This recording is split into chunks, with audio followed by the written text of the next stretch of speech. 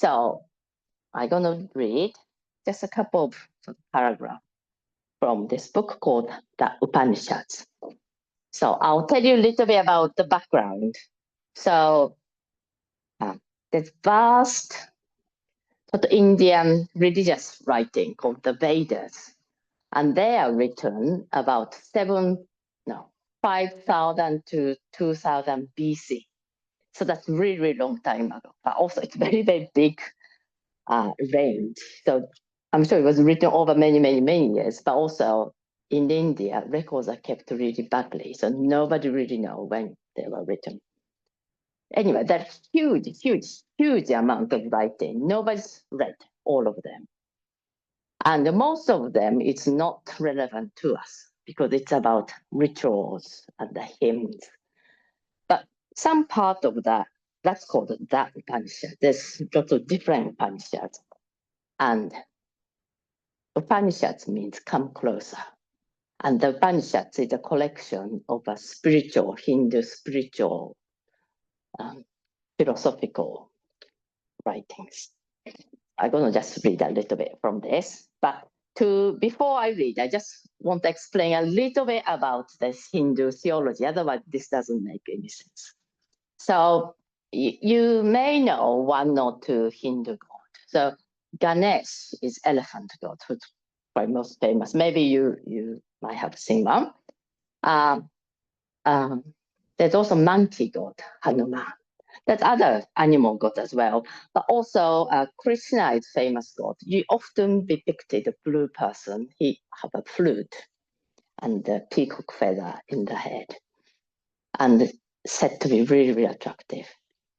And also Shiva, who is often blue too. He often have a cobra snake around his neck, matted hair, trident, so he looks a little bit more fierce. There are goddesses, there are quite a few goddesses. Two of them is very fierce. One of them is called Kali, and another one called Durga. They are probably the same goddess in a different regions called differently.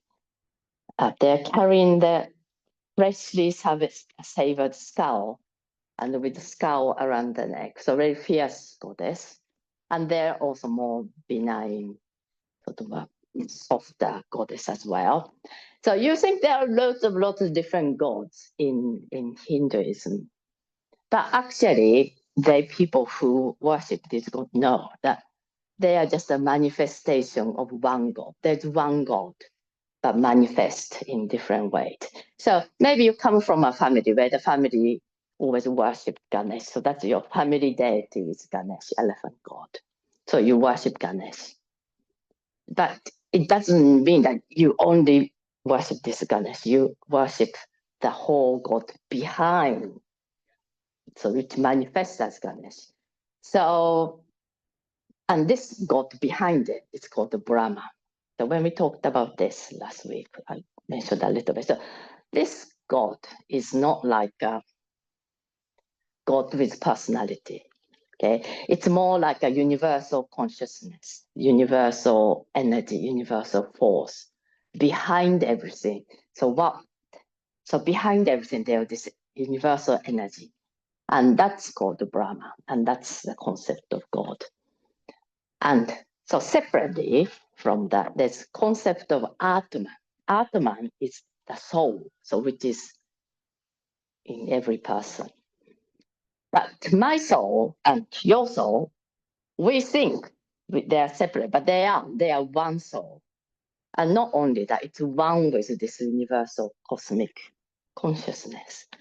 So it's about this. The first part.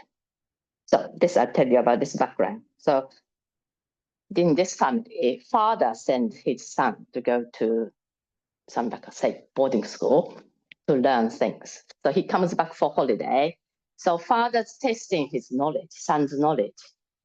And he realized the son has learned a lot of things about this world, but nothing about this spiritual truth. So father's giving his son a discourse. Okay, so just a couple of paragraphs. Please tell me, Father, more about this self. The self, word self is spelled with capital S, and that means soul. So tell me about this self. Yes, dear one, I will, Father said. As the rivers flowing east and west merge in the sea and become one with it, forgetting they were ever separate rivers, so do all creatures lose their separateness when they merge as at last into pure being. There is nothing that does not come from him. Of everything, he is the inmost self. He is the truth. He is the self supreme. And you are that, my son. You are that. So all the rivers flow into the sea, and the different rivers, Thames, Avon, Torridge.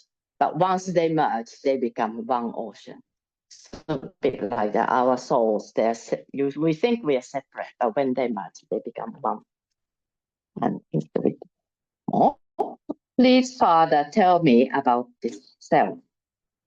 Yes, dear one, I will, Father says. Bring me a fruit from the banyan tree. So banyan tree is often in this Indian books. I never seen, but I gather it's something really, really big tree with fruits. Okay? So he said, bring me the fruit. Here it is, sir. Break it. What do you see? These seeds, Father, are exceedingly small. Break one. What do you see? Nothing at all. That hidden essence you do not see, dear one. From that, a whole banyan tree will grow.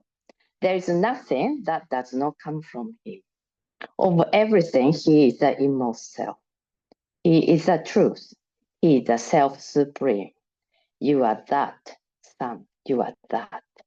So you cut the fruit and you find the seeds, so tiny seeds. And if you cut the seeds, then you don't see anything. It just, there's nothing. But the whole big banyan tree comes from this, not even seeds, and nothing, what you cannot see. The whole tree comes from that nothingness. And his father said, but you don't kid yourself, you are not your physical body, you are the same essence of this. What makes the whole tree is the same as you. So it's like a really loving discourse father giving to them. But I also find just really amazing that this is like a, say, 7,000 years old, and people could think in such a very sophisticated way. I think it's really amazing.